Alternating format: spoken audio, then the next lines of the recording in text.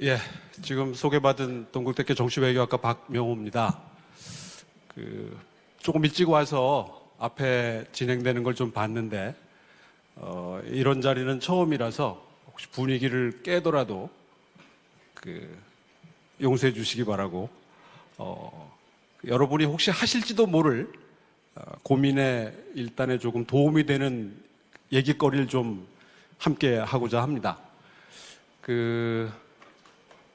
백드롭이라고 그러나요? 우리 신임 대표가 오셔서 백드롭을 바뀌었다고 들었는데 저게 맞는지 모르겠는데 새로운 미래로 다시 뜁니다 라고 했다는데 지금 그럴 수 있는 상황일까? 앞으로 그게 가능할까라고 하는 좀 의문이 듭니다. 요건 다른 질문으로 바꾸면은 이 보수 가치의 정치가 지속 가능하겠느냐? 좀 더 다른 얘기로 바꿔보면 국민의힘이 지속 가능하겠느냐라고 하는 것에 대한 의문과 걱정과 우려가 아닌가 생각이 됩니다. 특히 결론적으로 제가 보기엔 지금 암흑기 앞에 서 있는 게 아닌가 하는 생각이 들어요. 이미 들어와 있는지도 모르지 않나 생각이 드는데, 그렇게 보면 22년에 윤석열 대통령 선거의 승리는 어쩌다 승리를 한 거였는데 이게 오히려 더 상황을 악화시킨 게 아닌가 싶어요. 그 전부터 이런 현상이 계속 되어 왔었는데 이게 2022년의 대선과 지방선거 승리로 마치 회복된 것처럼 보였던 게 아닌가.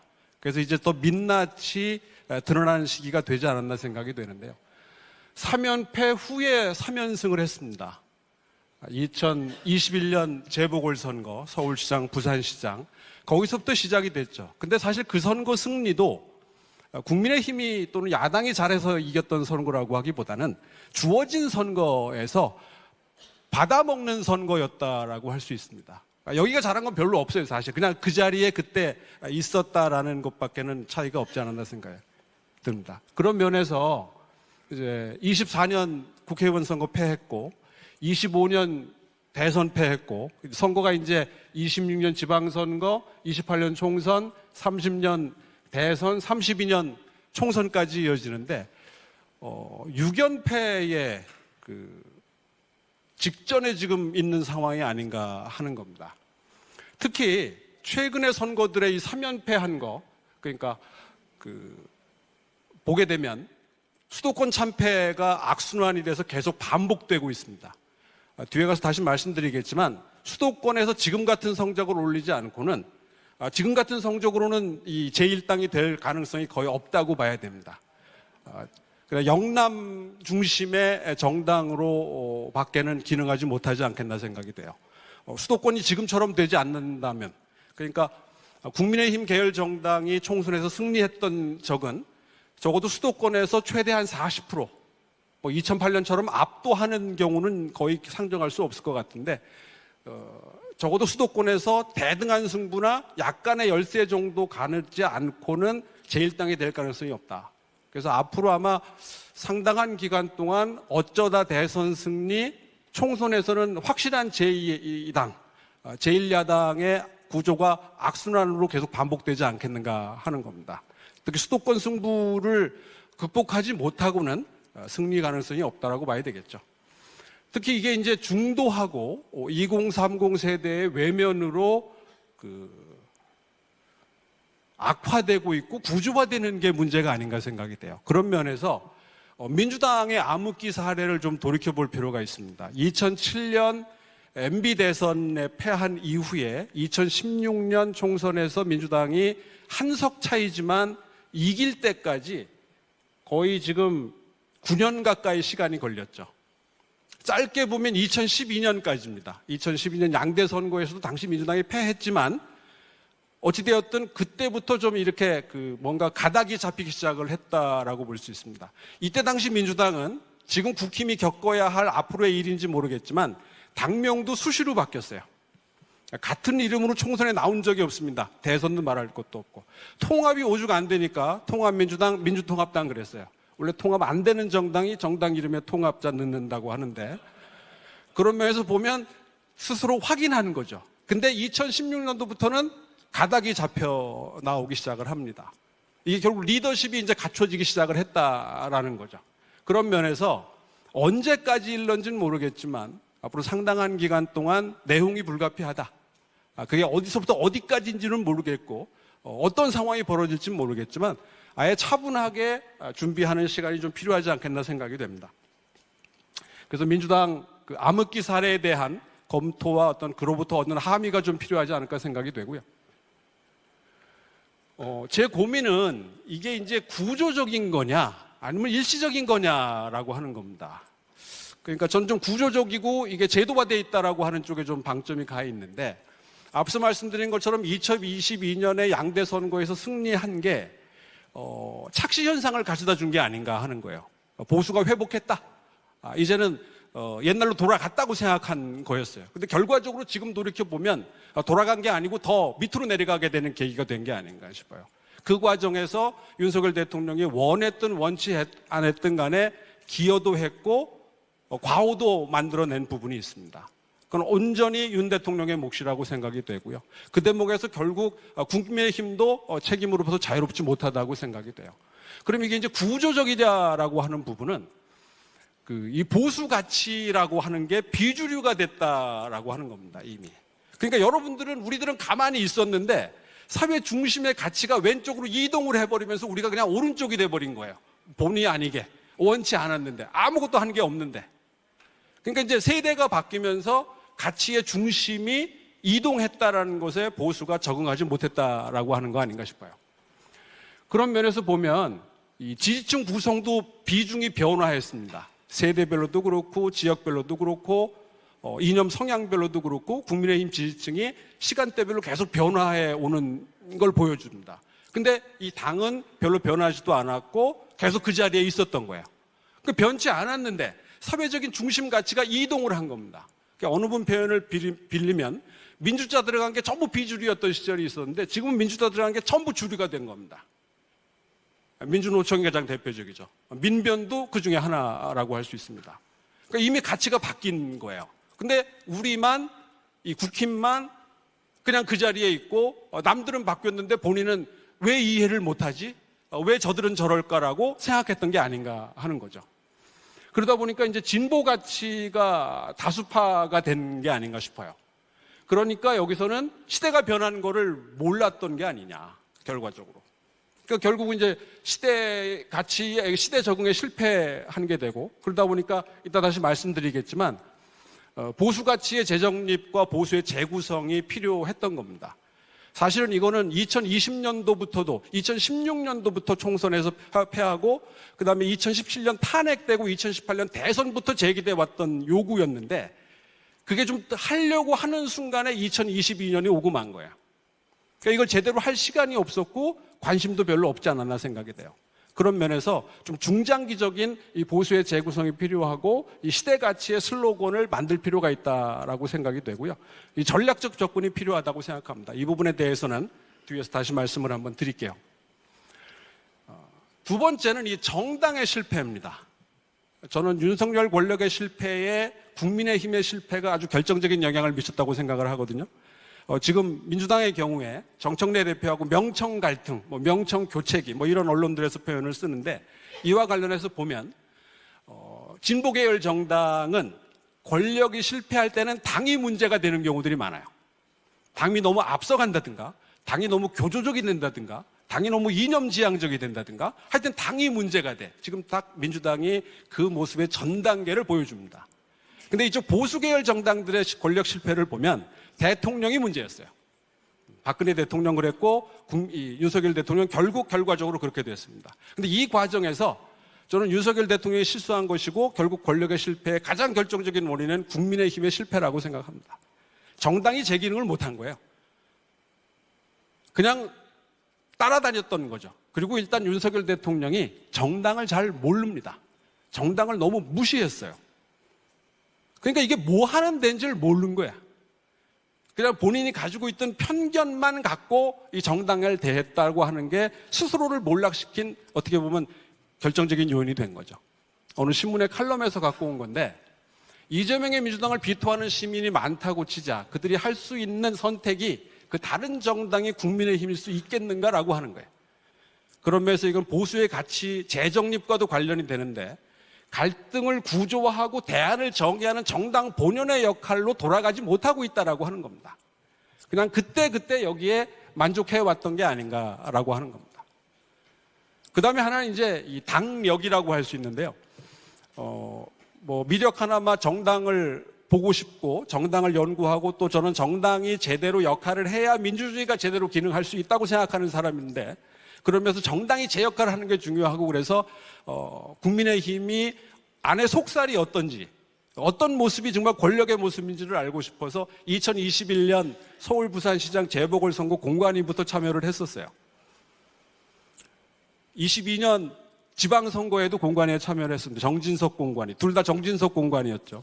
그리고 그 사이에 윤석열 입당으로 좀 파동이 있었지만 서병수 경선준비위원회에도 참여를 했었어요. 권력의 속살, 정당의 속살을 좀 보고 싶어 하는 논란이 있습니다. 우리 업계에서는. 이게 이제 경계선이 좀 모호하기 때문에 이게 좀 어디까지 허용될 수 있는 것에 대한 개인적인 의견차가 있습니다만은 전 적어도 한번 볼 수 있는 기회를 갖는 게 중요하다고 생각했던 사람인데 한 10여 년 동안 보면 민주당에 비해서 당력이 형편없이 지금 떨어져 있어요. 당의 힘, 당의 역량, 그거 뭐라고 표현해야 될지 모르겠지만 그 전엔 민주당이 그랬어요. 가장 대표적인 데가 여연입니다. 여연이 모범이었어요. 근데 지금은 여연을 모범이라고 생각하는 사람 별로 없을 겁니다, 아마. 그 정도로 당의 힘이 전반적으로 지금 하락되어 있고 민주당과의 그 격차가 상당히 크게 벌어져 있다고 생각합니다. 전략적이지를 못해. 민주당은 하다못해 구의원부터 기초의원부터 국회의원까지 상당히 전략적이고 그 마인드가 돼 있다는 느낌을 많이 받는데 거기는 아직까지 좀 그런 면하고는 좀 관련이 없구나라고 하는 생각이 들어요. 이게 이제 전반적인 당력의 약화를 가져온 게 아닌가 싶고요. 그 가장 결정적인 원인은 리더십과 결국은 우리 엘리트들의 문제가 아니냐는 거예요. 자, 밑에 표현들 좀 거슬리시겠지만 이게 바깥에서 보는 지금 국민의힘의 엘리트에 대한 인식입니다. 그죠? 차마 읽진 못하겠는데.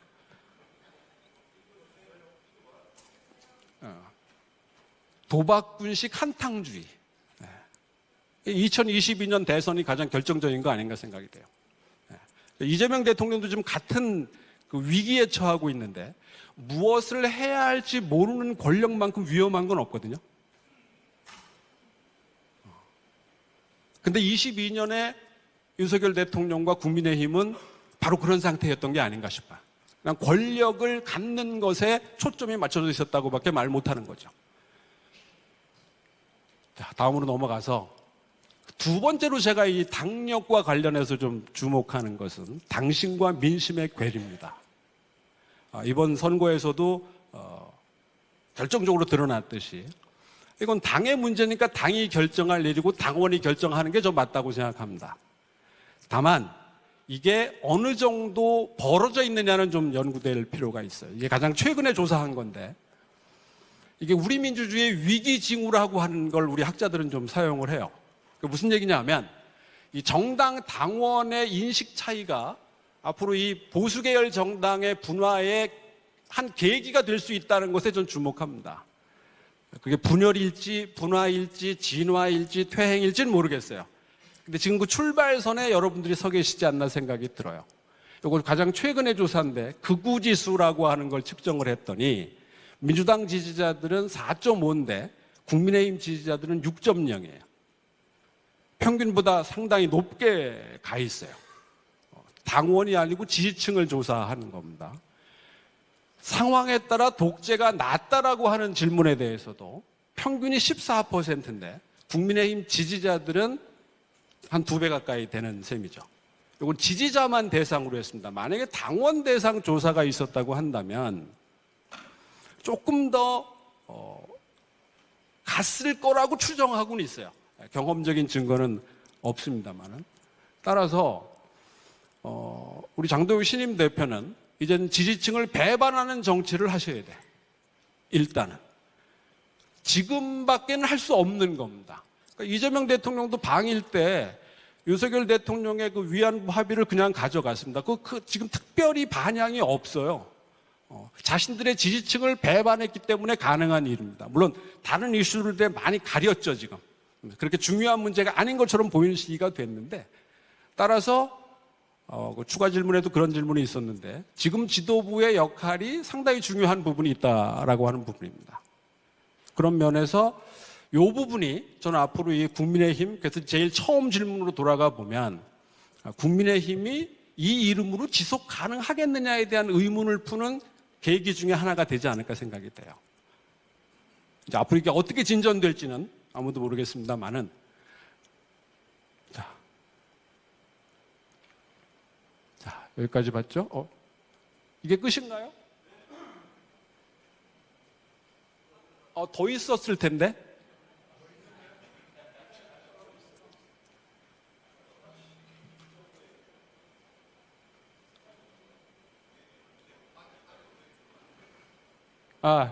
요거 다음 페이지가 나왔네. 요겁니다. 이게 결론이죠, 뭐. 그 보수의 재구성을 위한 로드맵, 무엇을 어떻게 해야 되는가에 대한 몇 가지 거리를 좀 말씀드리고자 합니다. 앞서 그 전략적, 전술적 이 목표 설정과 그 행동 계획이 필요하다고 말씀드렸는데, 어떻게 이름을 붙이던 이 보수 정체성을 한번 재정립하고 보수 가치를 대변하는 슬로건을 좀 만들 필요가 있어요. 이를 위해서 보수 재구성의 원탁회의 같은 거를 한번 구성을 해서 해보는 것도 한 방법이지 않나 생각이 됩니다. 지금 당장 어떤 결론을 내지 않더라도 좀 긴 호흡의 연구가 좀 필요하지 않나 생각이 돼요. 이런 면에서 여의도연구원 같은 데가 시민사회와 학계와 또 이런 등등과 당 바깥의 세력권과 함께 좀 할 수 있는 그 허브 역할을 좀 할 필요가 있지 않나 생각이 됩니다. 충분히 할 수 있다고 생각이 되고요. 또 바깥에서도 그런 거에 관심 갖고 함께 하려는 사람들이 충분히 저는 있다고 생각을 합니다. 그런 면에서 장기적으로, 중장기적으로 보수 정체성, 보수 가치를 재정립하려는 노력이 좀 필요하지 않나 생각이 되고요.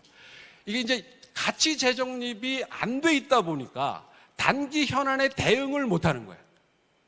그러니까 지금 더 세진 상법이나 노란봉투법이나 검찰개혁이나 이런 거에 대해서 국민의힘이 절차상이라든가 또는 트집거리 이상의 이야기를 할 수 없는 이유가 바로 여기서부터 출발하는 겁니다. 어떤 가치와 지향을 가진지가 정해져 있지 않아 놓으니까 이걸 어떻게 비판해야 되는지에 대해서 또 주변적인 것 이외에는 벗어나기가 어렵다라는 겁니다.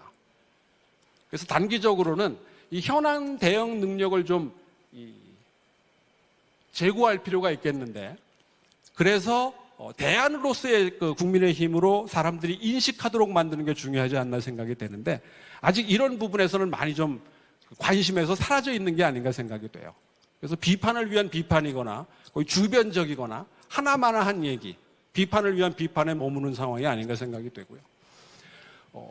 아까 말씀드린 당의 역량인데, 이것도 오늘 제가 신문에서 어디 따갖고 왔는데, 민주당 의원실이 국민의힘의 2.3배 수준의 정책 세미나를 한다는 거예요. 이게 숫자가 많다고 물론 좋은 건 아닐 건데, 그만큼 나름대로 뭔가 하려고 하는 노력으로 보여주는 지표로 볼 수 있지 않냐는 거예요. 그러니까 지금 민주당 의원들은 자신들의 선거가 가장 멀기 때문에, 여러분들도 본인의 선거가 가장 머니까 가능한 일인데, 하고 싶은 거 다 하는 시간입니다. 아무 책임을 묻지 않아요. 그리고 자기 선거할 때쯤 되면 다 잊어버려. 이미 끝난 일이야. 그러니까 지금 하고 싶었던 거. 지금 사실은 노란봉투법 같은 경우에도 윤 대통령이 거부권을 행사했지만 이게 비현실적이게 더 비현실적이 돼버렸다고요. 지금 거길 지적하는 게 그 한 사람이 없어요. 그리고 오히려 윤 대통령 시절에 거부권 행사하고 협의를 통해서 지금보다 좀 약해진 노란봉투법이 될 수 있었다고요. 그런 노력을 전혀 하지 않았다는 거예요, 지금 국민의힘이. 근데 지금은 아예 저쪽은 화풀이가 돼버린 거고, 평소에 하고 싶었던 거, 책임도 자기가 지는 게 아니니까 하고 싶은 거 다 하는 상황에 도달한 게 아닌가 싶어요. 그런 면에서 이 당의 역량을 제고하려는 노력이 필요한데, 이게 한순간에 안 될 겁니다. 그래서 새 지도부가 지금 시점에서 할 수 있는 거, 다음에 바톤을 이어받는 사람들이 할 수 있는 거 해서 좀 중장기 로드맵을 갖고 긴 호흡으로 해야 될 필요가 있지 않나 생각이 돼요. 이게 하루 이틀에 이게 회복되지는 않을 거라고 생각을 하고요. 지금 민주당과 비교했을 때 당력이 뒤처지기 시작한 게 한 10년 넘어 이렇게 되고 있다고 저는 보여집니다. 직관적인 건데 뭐 경험적인 근거를 갖고 얘기하는 건 아니지만 지금 그 격차가 더 벌어져 있다라고 하는 겁니다. 이제 못 따라갈 수가 없게 된 상황이 됐어요. 그러니까 악순환 고리 속에 지금 들어가 있는 게 아닌가 하는 거죠. 요건 이제 정당 개혁, 이 내부 개혁과도 관련된 부분입니다. 아까 민주당 시의원들이나 민주당 그 시도의원들, 이 국힘의원들하고 비교를 해보면 상당히 전략적이고 당의 목표와 자기 지역의 목표에 대해서 일관된 인식을 가진 것으로 보여져요. 근데 국민의힘 의원들은 별로 그런 걸 찾아보기가 어려워. 그런 분들이 없진 않을 터인데 대체로 그런 거하고는 별로 관련이 없어 보여요.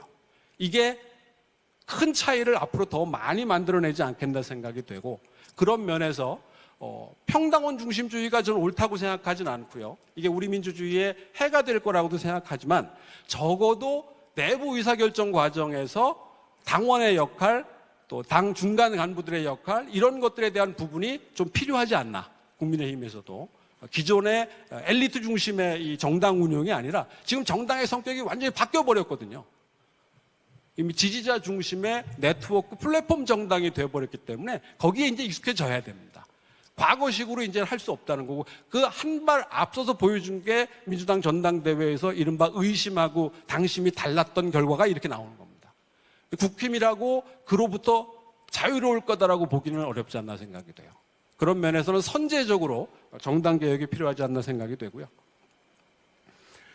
그 다음에 이거 국민의힘에서 이런 논의를 별로 안 하시는 것 같은데, 이제 선거제도와 개헌에 대해서도 좀 오픈 마인드랄까? 좀 전향적인 접근이 필요하지 않나 생각이 돼요. 특히 선거제도와 관련해서는 지금대로 가면은 국민의힘은 대선에서 정말 어쩌다가 동전 던지기로 이기는 대선밖에 없을 겁니다.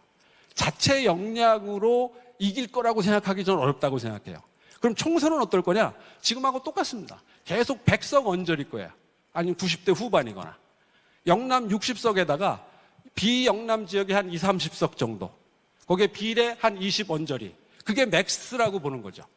그럼 맥스가 원래 안 돼야 되는데. 그러니까 예전에는 영남이 호남에 비해서 2대 1로 의석이 많고 이걸로 3, 40석 먹고 들어갔어요. 그 마이너스 3, 40석을 민주당은 수도권에서 벌충을 한 겁니다. 근데 지금 민주당은 수도권 정당이 돼버렸어요. 100석 넘게가 수도권입니다. 그러니까 진성준류의 자본주의 생각하고 이소영류의 자본주의 생각이 충돌하는 현상까지 나타나게 돼버렸어요. 세대로 갈라져 버렸게 됐고 또 인식에서도 달라져 버렸던 거예요. 그러니까 이제 더 큰 민주당이 돼버렸는데 여기는 쪼그라드는 거죠. 그러니까 수도권 승부에서 최대 40%, 과반 이상은 언감생심, 바랄 수 없을 거고 40%, 30%만 돼도 비슷하게 접근을 할 수 있습니다. 근데 지금처럼 뭐 수도권, 서울, 경기, 인천 합해가지고 20석도 안 되는 상황이 계속 된다고 한다면 뭐 국회에서 일당이 된다는 건 생각할 수가 없죠. 그냥 영원한 제2당 만년 야당으로 만족하는 거는 오케이. 근데 그 이상으로 가겠다고 한다면 이건 좀 어렵다. 그런 면에서 선거제도에 대해서 좀 전향적인 접근을 하는 게 낫지 않느냐. 특히 명분이 충분하다고 저는 생각합니다. 지금 여러분들 지역에서 당선되신 분들이 전부 과반 이상 득표하고 당선된 사람 별로 없어요. 그죠? 우리나라 국회의원 선거는 대부분 두 사람 중에 한 사람은 전부 사표입니다. 이건 민주당을 지지했든 국민의힘을 지지했든 상관없어요. 그러니까 절반 가까이는 전부 사표가 된다는 거야. 그러면 이제 앞으로 국회가 더 강화될 텐데 총리 추천제도 나올 거고 최종적으로 총리 선출제가 될 텐데 그러면 추천제든 선출제든 국회가 그런 역할을 하면 국회가 국민의 대표여야 돼요. 국민처럼 구성된 국회여야 돼요. 지금 국민처럼 구성되어 있지 않다라는 겁니다. 특히 수도권 승부에서 10% 안쪽으로 져요. 득표율을 따지면. 근데 의석수는 어마무시하게 차이가 나는 거죠. 전국 단위도 마찬가지입니다. 이거 엄청난 문제거든요. 이제 국민의힘이 그걸 제기할 때가 됐다라는 거예요. 그러면 영남 쪽에 좀 손해를 감수해야 돼요. 그러니까 지금 선거제도 개혁이 안 되는 이유는 민주당 수도권 의원들하고 국민의힘 영남 의원들이 합세하면 선거제도 개혁은 불가능합니다. 당연하죠. 자기 일자리가 다 날아갈 건데. 적어도 지금보다는 불안해지는 거니까. 딜을 할 수 있다고 생각합니다. 양원제 가능성도 있는 거고 다른 얼마든지 우회할 수 있는 방법이 있다고 생각이 돼요. 근데 어쨌든 개헌에 대해서도 전향적일 필요가 있는데 개헌도 지금 초점을 전 좀 잘못 잡고 있다고 생각하거든요. 대통령 임기를 몇 년으로 하느냐나 연임이냐 중요이냐가 중요한 게 아니거든요. 우리 윤 대통령이 가장 최악의 사례였지만 입법 권력하고 행정 권력, 대통령 권력이 충돌했을 때 이거를 해소할 수 있는 정치적 방안이 없어요. 여기서 충돌이 나고 가장 최악의 선택을 한 겁니다.